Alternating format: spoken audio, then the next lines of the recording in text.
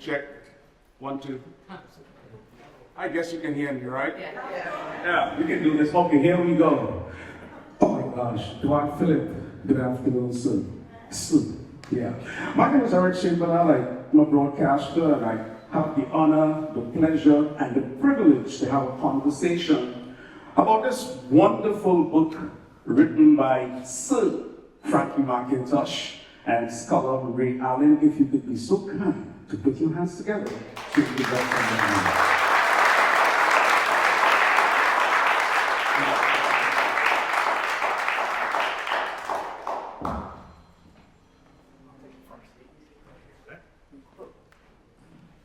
There we go. Hello. Frankie will clearly tell you.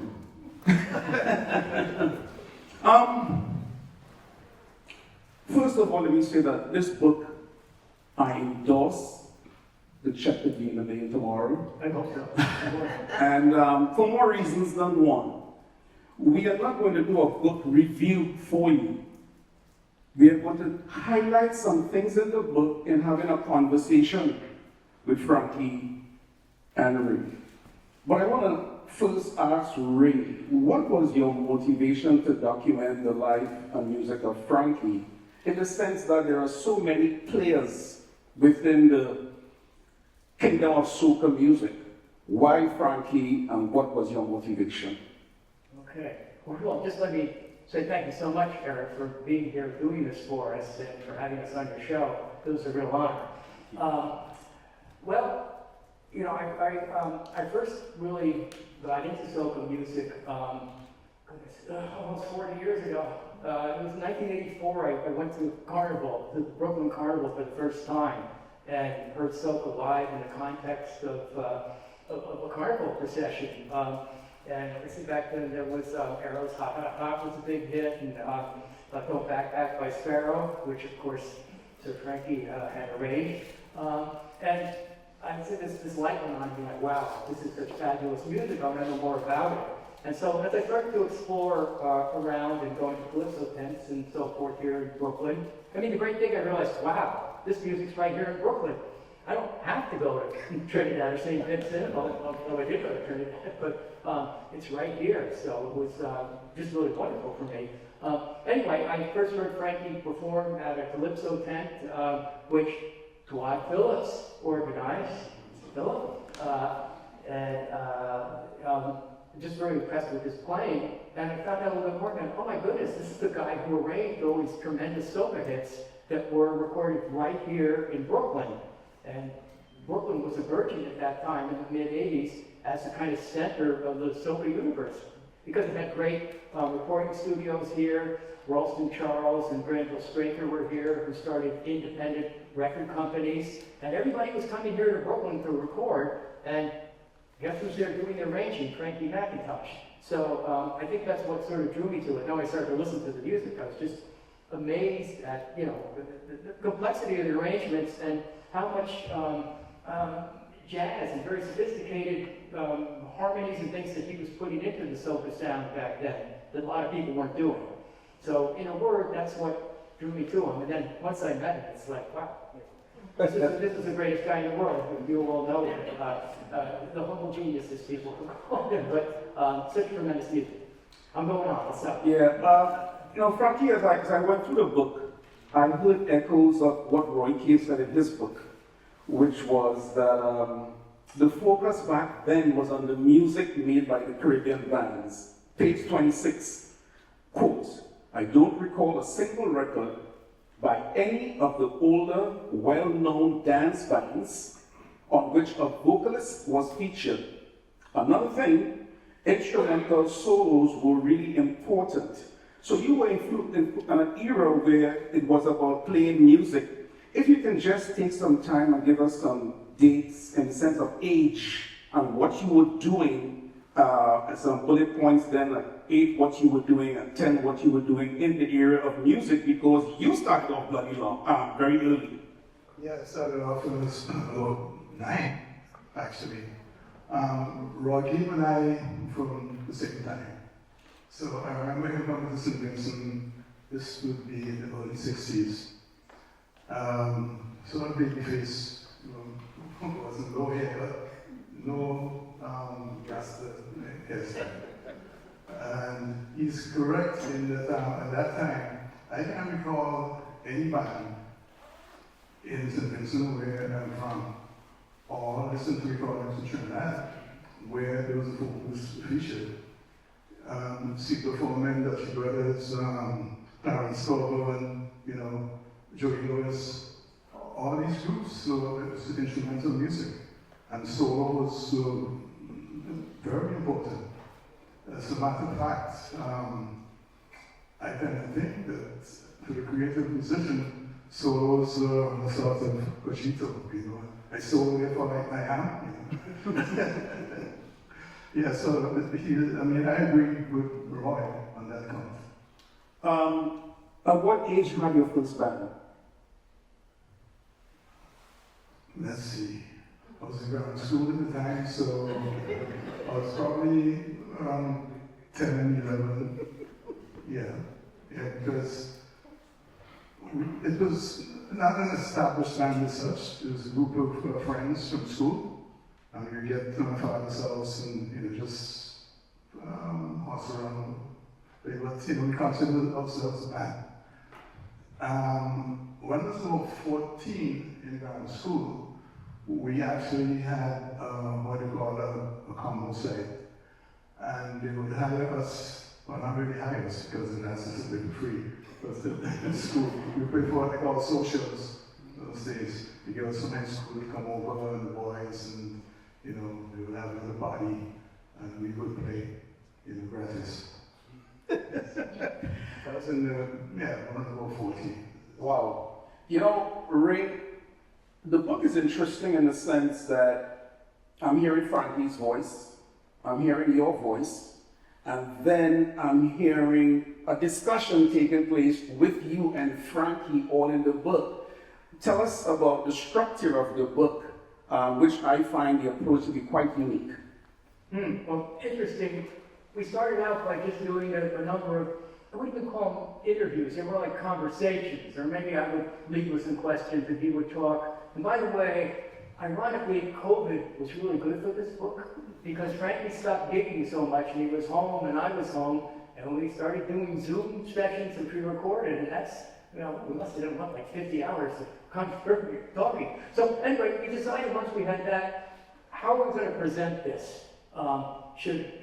I could just sort of write it as a biographer, or he could have written it as a memoir, as told to me, or what. And we finally decided the first half of the book would be first person, his story of growing up in St. Vincent with the music, coming to Brooklyn. And by the way, did we mention that he's a graduate of the Brooklyn College Conservatory of Music? Yes.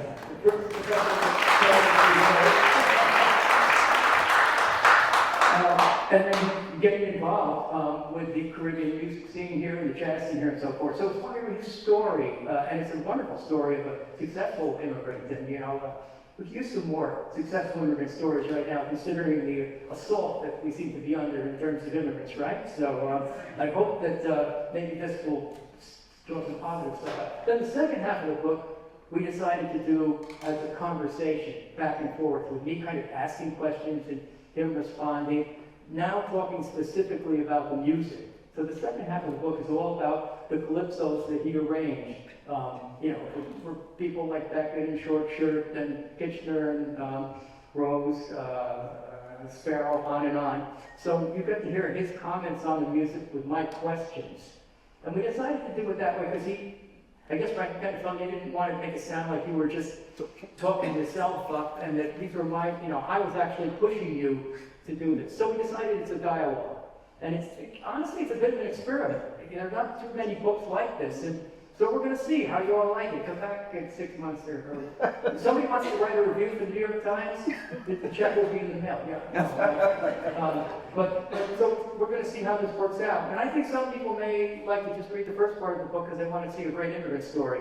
And musicians may really want to dig into the second part of the book where we talk about specific songs. And we should add that there is a YouTube channel, Frankie McIntosh, Brooklyn Soca. All the music we discussed in the book is on that YouTube channel.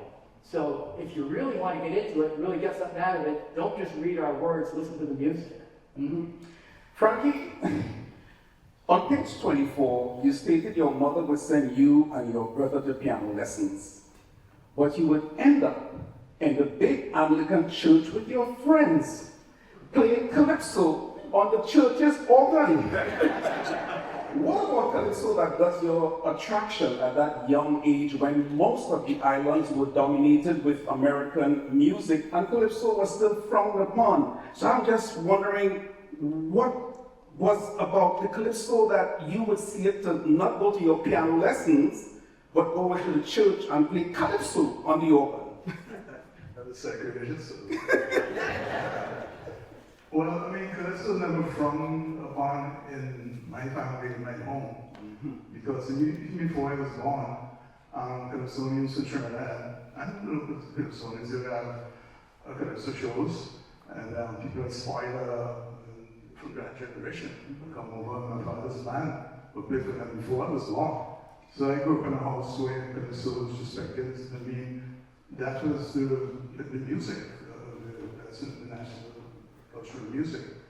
So as far as playing calypso in church, well, by the time I started going to piano lessons, I was 9, and at that time, I might have been about 10. So a few of my friends from the hill would come down, and on the way to the music lesson, there was a piano teacher.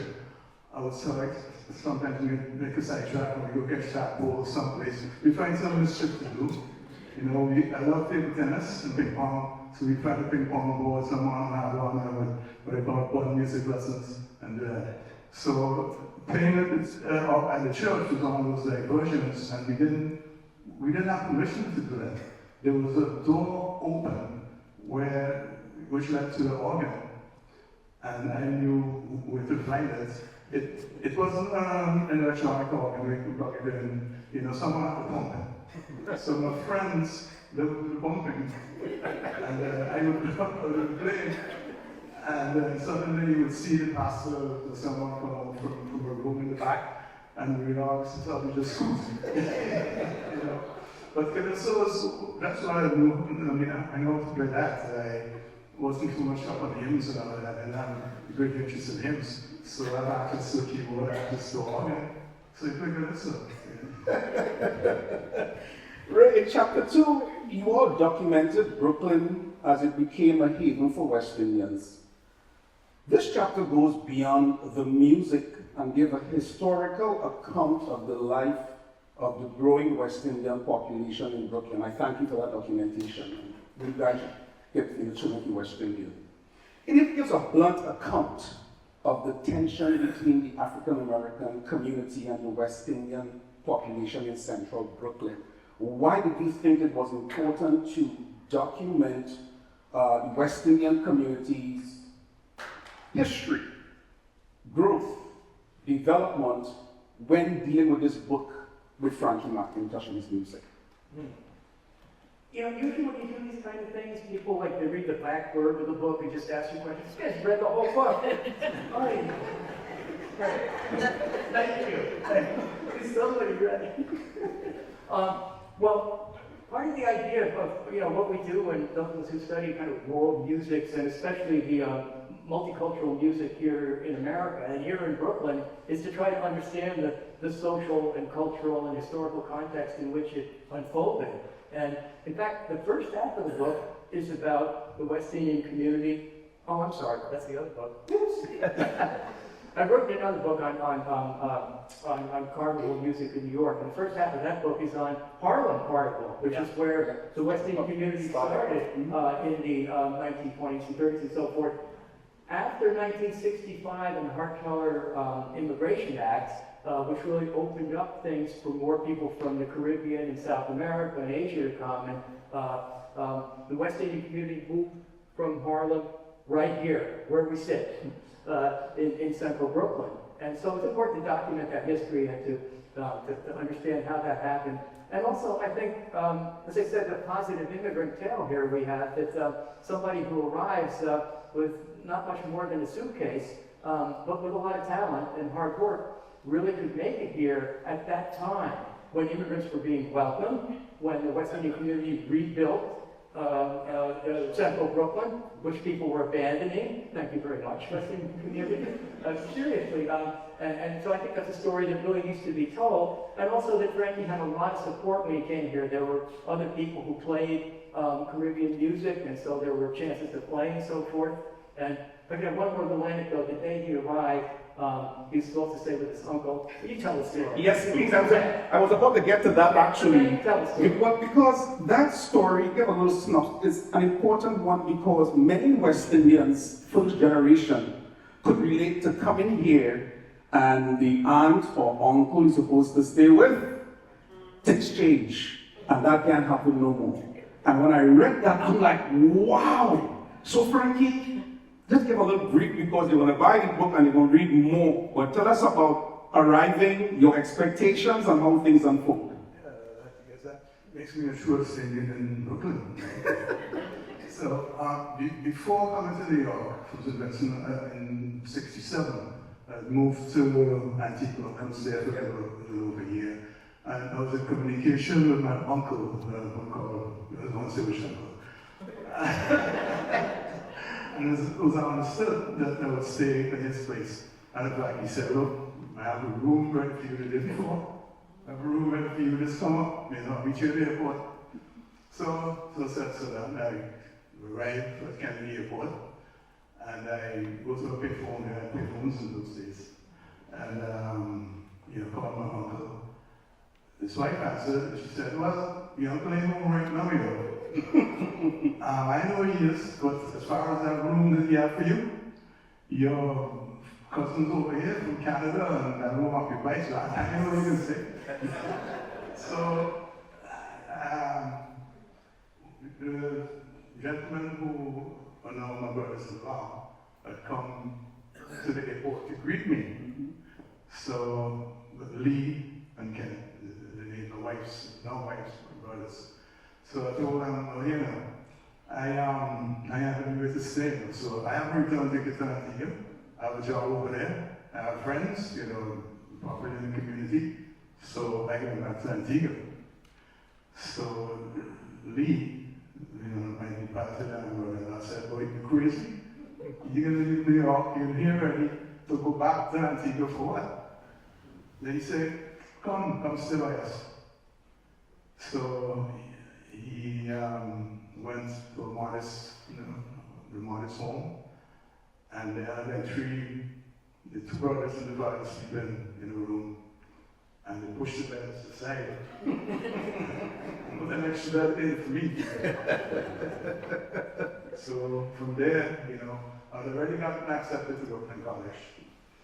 So it was easy to get from there, take Cupid Avenue, and go to Brooklyn College, play subway. And so from there, things just progressed with the smart incidents and not having any place to stay. I've heard a lot of stories. But Frankie, who else did you meet that day? When you walked in with your friend Lee, you met? Well, I would like to say, of course I met my wife, but she's not here yet. And my sons and grandkids, I don't see any of them. I don't see my nephews.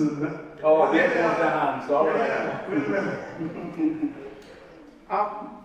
I would just say that's pretty good that he had his wife who he's still with 50 years later. How's that for a great story?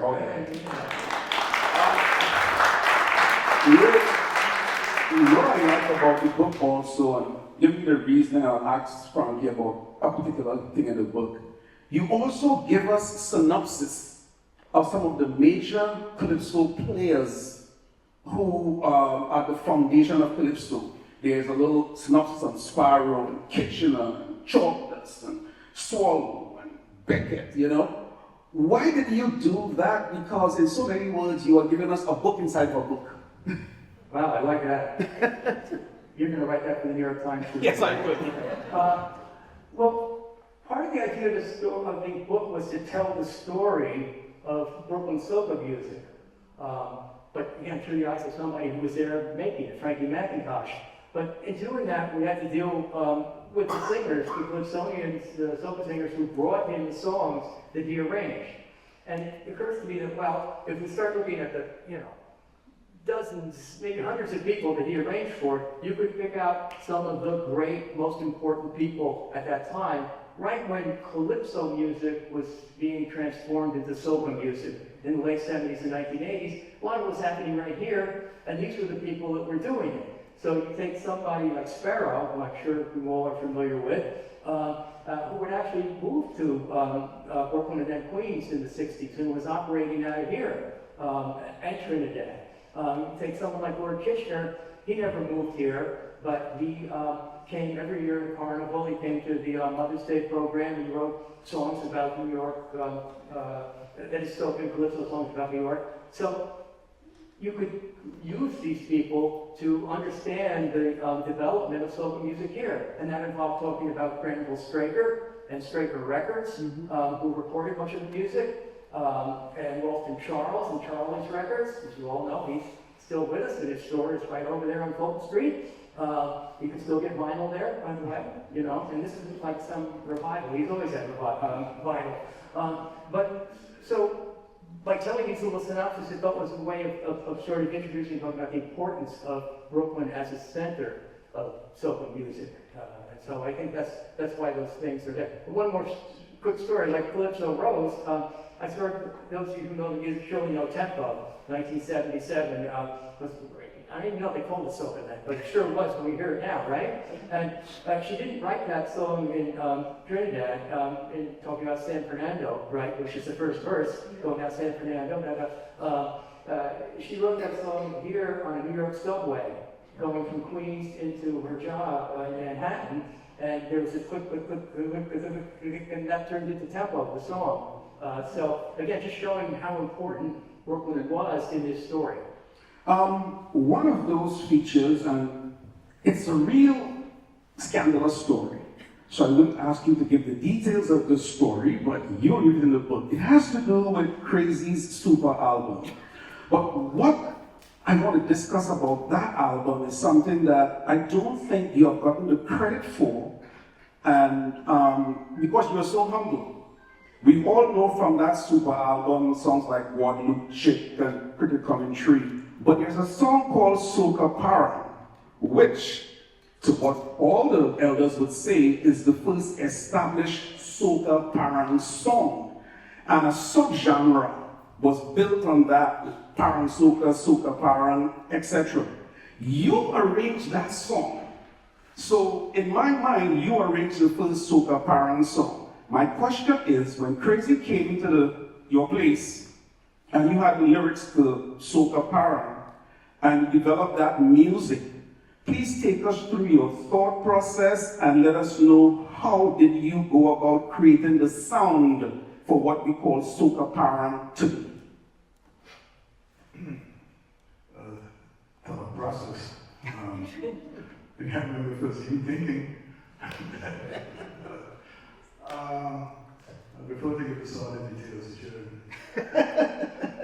Anyway, so Crazy came to New York. By that time, I'd already finished arranging Beckett's album, Coming High.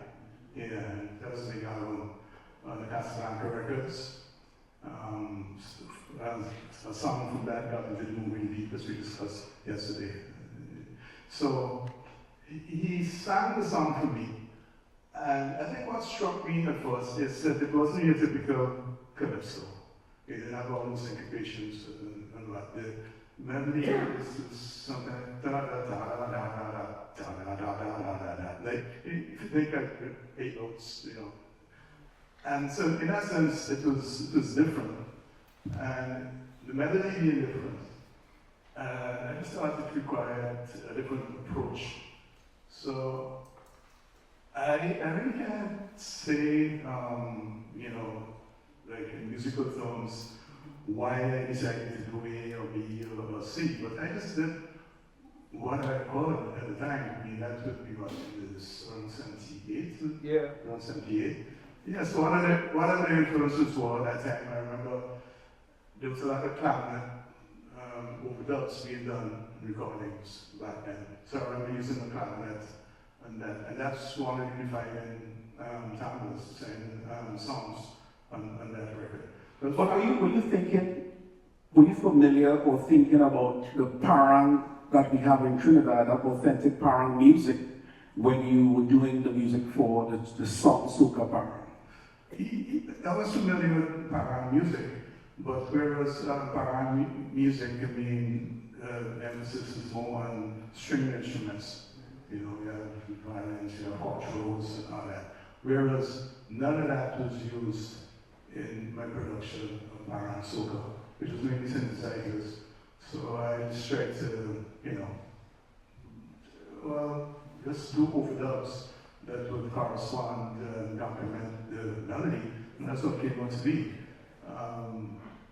I had no intention of creating a subgenre and all the rest of the stuff. I just did music. Did music. No, because, yeah, okay. So, to get to the jazz element, you are familiar with jazz, and you said that you were drawn to Frankie playing because you could hear the jazz influence. He did study classical music here at Brooklyn College and jazz at NYU with your master's program. So you were hearing this music that he was playing there.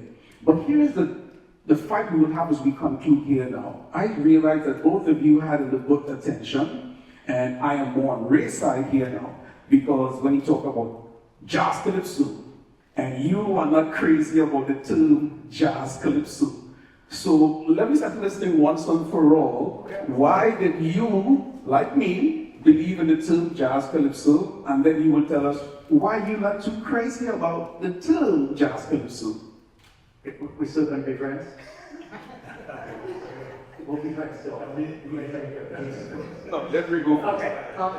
Well, I'm just saying, we're introducing this because the music you're going to hear in just a minute, I know you all came to hear music and not so much talk, but it's not going to be a soca band or a brass band. It's going to be a kind of a jazz, jazzy up, let's show whatever you want to call it. Because in his later career, Frankie moved into going back to jazz and playing in a small ensemble with Garth Blake, fabulous steel pan player who will hear shortly. Yeah, you are, right? You got the fans out there. So that's the music you're going to hear, just so you're not confused. Now, I think the reason that we have labels like calypso jazz or pan jazz, it has to do with marketing, first of all, because people need to market a show, what we're going to call this performance. And also, scholars have this way of wanting to put stuff into generic categories. And we say, okay, there's a generic calypso jazz, that sounds like a good one, okay, let's do that. And I have to say, after discussing this with Frankie, I'm actually coming much more around to his point of view that, that it's not just a product. We're not even sure there is such a genre as Caribbean jazz or calypso jazz. Well, we come around to think of it more as a process. And this is also Garvin helped us, I think, through this, Frankie, that we prefer the term jazzy up calypso. In other words, you have calypso music, but it's the process of bringing in jazz elements like improvisation, some of the harmonization, advanced harmonies that modern jazz has, and maybe that's a better way to say it. I don't know. But I'm not sure you're happy with that either. So why don't you give us your... As a broadcaster, I'm in your corner. I know about calypso jazz. Why am I wrong? Well, I mean, probably more semantics than anything else. So, Caribbean people, when they come to the United States, okay, we bring doubles, we bring happy bread, yeah, it's back with Eastern Caribbean, Caribbean Eastern Park. So I think if we have a music, we should give it a name, a name. Of course, calypso and jazz share, common origins with Africa, yeah. But the experience is different, and the expression, musical expression, stemming from those experiences are, different than calypso and from jazz. And a lot of what's being called jazz now in the Caribbean, and even Happy agrees with me, and Happy agrees with me, and he claims that it's doing a disservice to the genre, you know, unless you could use the ornaments, the phrases, the harmonies, and so on that are taken in jazz, then find something else. You know? I mean, it's just great music. What's we call as jazz in the Caribbean, but most people don't think it's jazz, and really, I prefer to give it a different title. Okay, so we will hear some jazz rock calypso. Calypso jazz. Tell us about the people who will be coming on stage here now with you to perform the jazz rock calypso you'll enjoy. The names of the performers here with you. Oh, yeah, of course.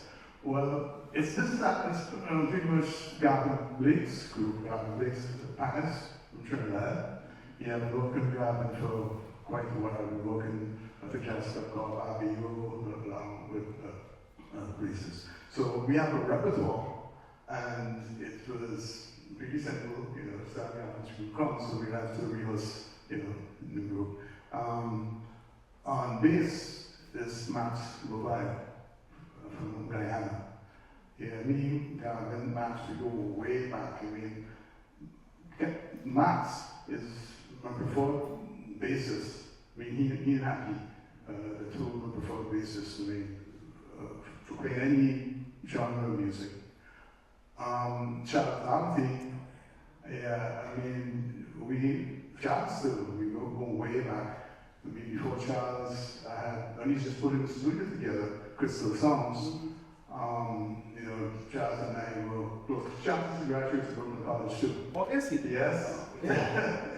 That's a matter of fact, I played for Charles, I played piano for Charles' graduation recital at Manhattan School of Music. Okay. Yeah, after he graduated from Brooklyn College, he went there. So that's Charles Alty from Jamaica. Yep.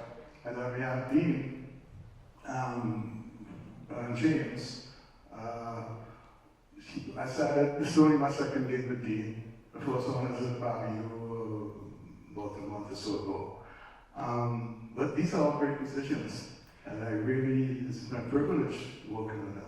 Well, without further ado, I being a Brooklyn College grad myself, let's welcome the... There's another one that's looking. Oh, okay.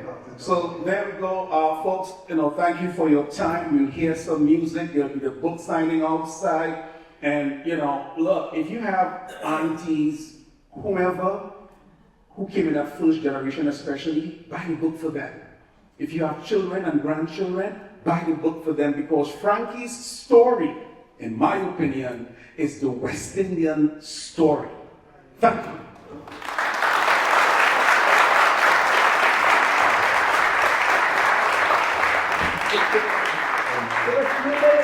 Which makes the stage,